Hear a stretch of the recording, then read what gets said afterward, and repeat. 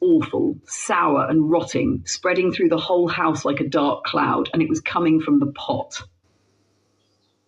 The whole town talked about Amma, the young woman who married Kojo, one of the most respected men in our community. Kojo was a hard-working farmer, a man of integrity, and he had been thrilled when he married Amma. He loved her and everyone could see it. But Amma held a secret she'd managed to hide. She didn't know how to cook. In our culture, knowing how to cook, especially preparing traditional meals, is important. Light soup is a staple. It's a simple dish but holds great meaning. Amma, though, had never learned. As a child, she hadn't taken interest in her mother's lessons, and as a young woman she thought she could get by without it. She assumed it wasn't a big deal. But little did she know her inexperience would open a door to something dark. Amma finally decided that she wanted to make her husband proud and show him she could be a good wife. One evening, while Kojo was still in the fields, Amma stood in the kitchen and stared at the ingredients. Fish, tomatoes, peppers, onions. She knew these went into the soup, but how? The steps? The order? She didn't have a clue. She ignored her hesitation, convinced herself it couldn't be that hard. So she tossed everything into the pot, adding water, and set it to cook. Hours passed, and soon the smell began wafting through the air, but it wasn't the smell of light soup. It was sour, pungent, with a sharp bite that made the air feel thick. She tried to ignore it, kept stirring, hoping it would turn out right. As night fell and Kojo returned home, the smell hit him before he even entered the door. Kojo wrinkled his nose, but tried to stay optimistic. He smiled at Amma and thanked her, hiding his unease as they sat down to eat. But the moment he took a bite, the colour drained from his face. He asked Amma if she had followed any steps, but Amma shrugged, saying she had just done her best. Kojo didn't say more, just set his spoon down. They went to bed in silence that night. But by midnight he was groaning in pain, clutching his stomach, his face pale and wet with sweat. Amma tried to comfort him, but nothing she did seemed to help. She checked the kitchen and found that the pot, which she'd left clean, now held a strange, dark residue at the bottom. The smell still lingered, sour and rotting, as if the soup had a life of its own, refusing to be erased. Kojo's health only got worse with each passing day. He couldn't eat, couldn't sleep, and his once strong body began to waste away.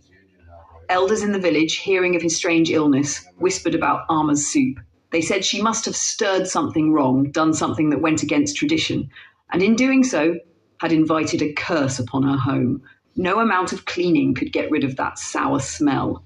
Amma even threw the pot away, but every time she returned to the kitchen, there it was, faint at first, then growing stronger as the night deepened. Kojo began to see shadows around the house, dark shapes lurking just beyond the candlelight, watching him, waiting. Amma pleaded with the elders for help, but they turned away. You invited this spirit when you ignored the ways of your mothers. They said, now you must live with it. Desperate, she spent her days trying to cook again, hoping another pot of soup would fix things. But no matter what she made, the cursed smell returned, a dark reminder of that first fateful attempt. In time, Kojo's health continued to decline. Amma herself grew thin, her eyes hollow from lack of sleep and the weight of guilt. Villagers would avoid their house, crossing to the other side of the street whenever they passed. Some swore that if the wind blew just right, they could catch a whiff of that sour smell and hear whispers, faint but chilling, coming from the shadows of Amma's house. Now, years later, people say the house is haunted. They say that on quiet nights, if you listen closely, you can still hear Kojo's weak voice calling out, and you can smell the cursed soup, reminding everyone of the spirit that doesn't forget. I still remember that night, sitting by the flickering fire in the village kitchen. The air felt tense, thick, like something bad was waiting to happen.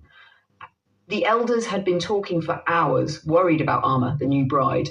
They said there was something off about her, how she never learned to prepare even the simplest light soup, despite all the old women's teachings. In our village, a woman not knowing how to make light soup was unheard of. To us, it was more than just a skill.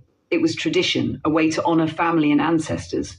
But every time Amma tried, the soup was wrong, too thin, too tasteless, sometimes sour. Her husband, Kojo, grew frustrated.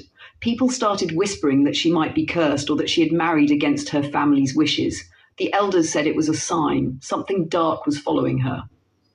One night, Kojo couldn't stand it anymore. He demanded that Amma make light soup perfectly, just once, or he would take her back to her family.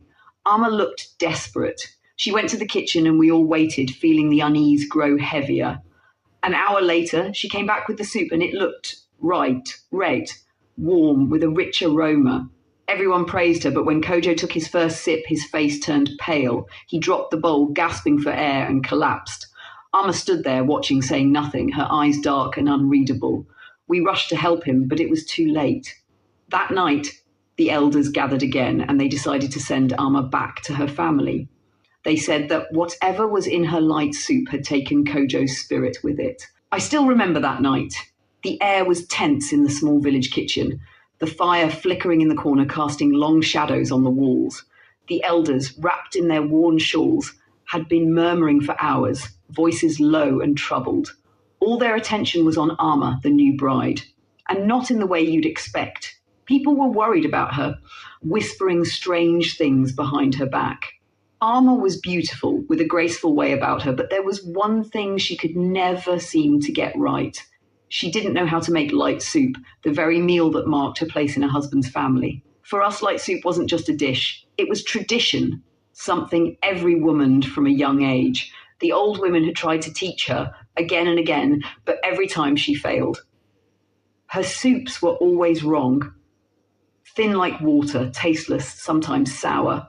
At first, people were patient. They thought maybe she'd get it in time. But as the weeks went on, her husband, Kojo, grew more and more frustrated. The whispers grew louder. Some said she was lazy. Others said maybe her family hadn't properly blessed the marriage, or that she had ignored some age-old ritual. The elders began to say that perhaps something dark followed her. Then, one night, Kojo had enough. He stood up in the middle of the village square, voice echoing in the quiet, and demanded that Amma make the soup properly just once. "If you can't do it," he said, his voice cold, "then I will return you to your family. Maybe you're cursed, or maybe you don't care enough to honor this family." His words were sharp, cutting through the night air. Amma's face turned pale. She didn't say a word, just turned and walked quietly to the kitchen, the whole village watching her as she disappeared into the shadows. We waited, a strange silence settling over us, the kind that makes your skin crawl. In the kitchen, we could hear her moving around, the sound of water bubbling, pots clinking, the soft scrape of her wooden spoon. An hour passed, and then she returned, carrying a small bowl. Everyone leaned forward, drawn by the sight of it. The soup looked perfect, red and steaming, with the rich aroma of spices drifting through the air. It looked just like the light soup her husband's family was known for. Kojo gave her a skeptical look, but took the bowl from her hands. He looked at the soup for a moment, then brought it to his lips and took a careful sip. The moment the soup touched his tongue, something changed in his face. His eyes widened, his skin turned pale, and his lips parted in a silent gasp. His hands shook, and the bowl slipped from his grasp, crashing to the ground as he clutched his throat. Kojo gasped for air, stumbling backward, his body convulsing as he struggled to breathe. Amma stood there, motionless, watching as her husband collapsed to the ground. Her eyes were dark, empty, and she made no move to help him, as if this was what she had expected all along. The rest of us rushed to Kojo, frantically calling for help, trying to save him. But by the time we reached him, he was already gone. As Kojo lay still on the ground, everyone turned to Amma, horrified. Her face remained calm, her eyes unreadable. One of the elders stepped forward, pointing a trembling finger at her. "You are cursed," he whispered, his voice filled with fear. "Whatever you brought into this family has taken your husband's spirit." The villagers backed away, some murmuring prayers under their breath, others making signs to ward off evil. The elders, who had once been kind to her, were now filled with suspicion and fear. They gathered again that night, this time without Amma, and decided to send her back to her family the very next morning. They said that whatever darkness she had brought would follow her, and that our village could not risk being touched by it. In the morning, they gave her nothing but a single cloth to cover herself and sent her off with only a few words and cold stares. As she walked away from the village, I remember feeling a chill run down my spine. She turned back just once, and her eyes met mine. For a brief moment, I thought I saw something there, something haunting and empty. Since then, the story of Amma has become a warning in our village, told to every young bride.